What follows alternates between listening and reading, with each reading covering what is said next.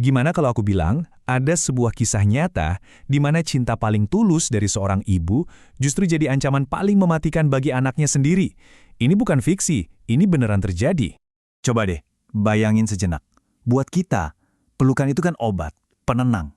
Tapi gimana kalau selama 12 tahun, satu-satunya hal yang paling kamu inginkan, yaitu sentuhan ibumu, justru bisa membunuhmu seketika?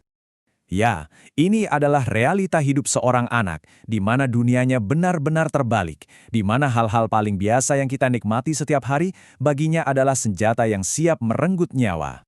Oke, kita mulai dari awal ya. Ini adalah kisah tentang sentuhan yang paling mematikan. Jadi gini ceritanya, tahun 1971 di Texas, seorang anak bernama David Philip Vetter lahir.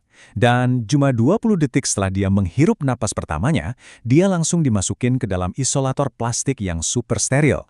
Selama 12 tahun penuh, seluruh hidupnya dihabiskan di dalam gelembung itu. Sampai akhirnya dia meninggal. Nah, pertanyaannya kan, kenapa? Apa sih yang bikin David serapuh itu? Kenapa dunia luar bisa sebegitu mematikannya? Coba dibayangin tubuh kamu itu kayak benteng raksasa. Nah, benteng ini butuh tentara kan? Itulah sistem imun kita. Masalahnya, David ini punya bentengnya, tapi sama sekali nggak punya prajurit. Kosong melompong. Jadi satu kuman aja bisa langsung menaklukkan segalanya. Secara medis, kondisi ini namanya Severe Combined Immunodeficiency atau SCID. Ini kelainan genetik langka banget yang bikin seseorang lahir tanpa sistem imun sama sekali. Jadi flu biasa aja buat dia bisa fatal. Setitik debu itu bisa jadi pemicu infeksi yang nggak bisa dihentikan. Makanya, untuk bikin dia tetap hidup, dokter harus menciptakan dunia yang benar-benar steril.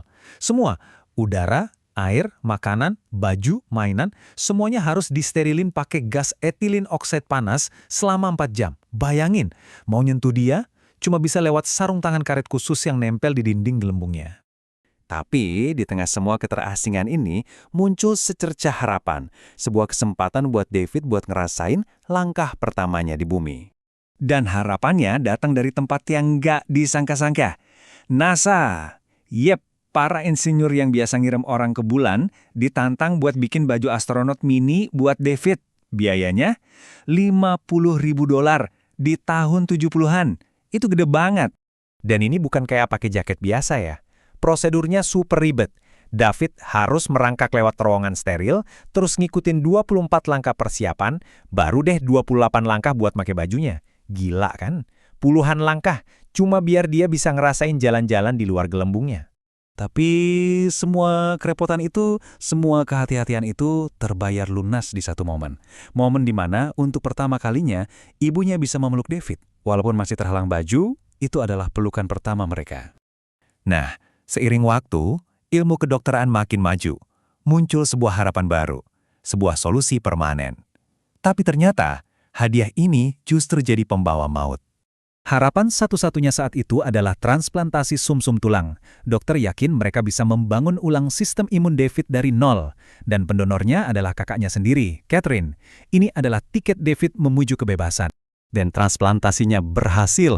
Awalnya semua kelihatan sempurna. Harapan itu nyata banget. Tapi yang nggak ada yang tahu, di dalam sumsum tulang itu ada musuh yang bersembunyi.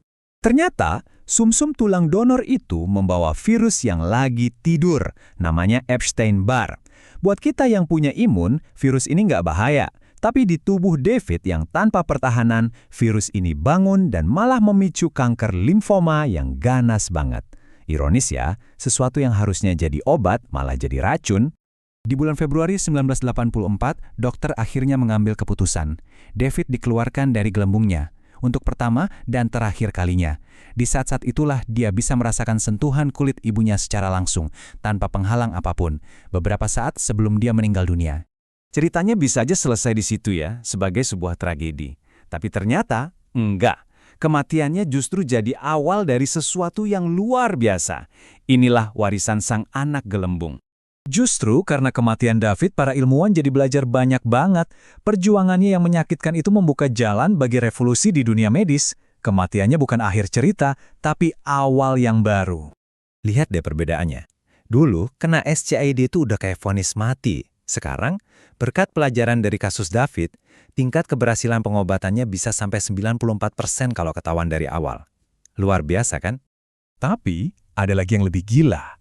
Siap-siap ya, para ilmuwan sekarang nemuin cara buat nyembuhin penyakit ini dengan pakai sesuatu yang tadinya kita anggap musuh bebuyutan.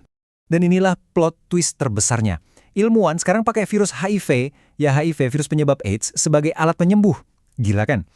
Jadi virusnya itu dilucuti biar nggak bahaya, terus diprogram ulang buat jadi semacam kurir yang nganterin gen sehat ke sumsum tulang pasien. Musuh jadi pahlawan.